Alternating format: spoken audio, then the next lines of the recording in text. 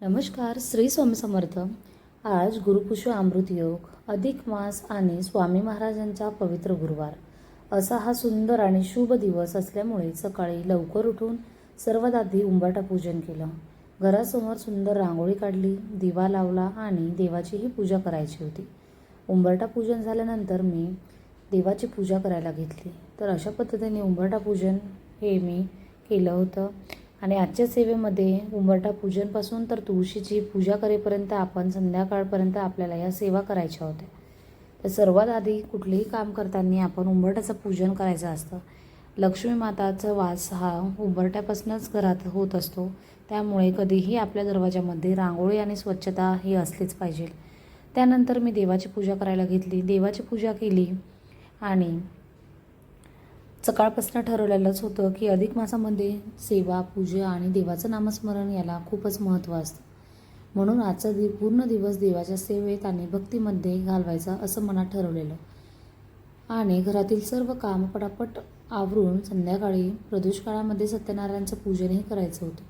सत्यनारायण पूजन करताना सर्वात आधी आपण दीप प्रज्वलित करणार होतो आणि त्यानंतर बाकीची पूजा मांडणी आपण करत असतो. तर ह्या सत्यनारायणच्या पूजेमध्ये आपल्याला सर्वात महत्त्वाचं म्हणजे शिराचा प्रसाद आपण करत असतो. त्यानंतर हे कलश स्थापना केली. सुपारी, 1 रुपया, फूल टाकून आपण कुंकू आणि हळदीचे बोटं लावले. त्यानंतर आपण डहाळा ठेवून आपण बाळकृष्णाची मूर्ती ठेवली होती.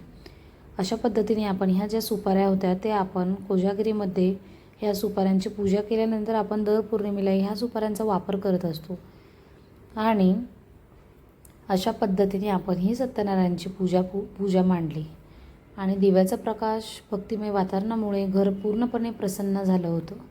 त्यानंतर श्री सत्यनारायणची विधीपूर्वक पूजा केली, कथा ऐकली आणि मनापासून आरती केली.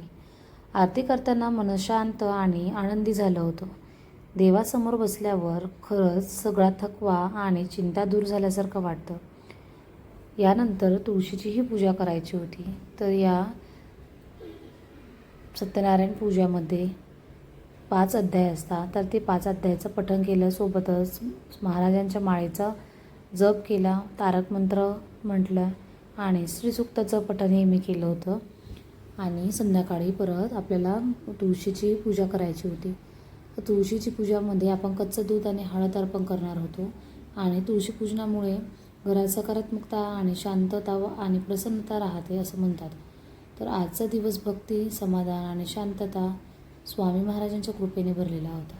अगदी मनात केलेली छोटीशी सेवा सुद्धा खूप पुण्य देऊन जाते असं आपल्या मोठ्यांकडून नेहमी ऐकायला मिळतं.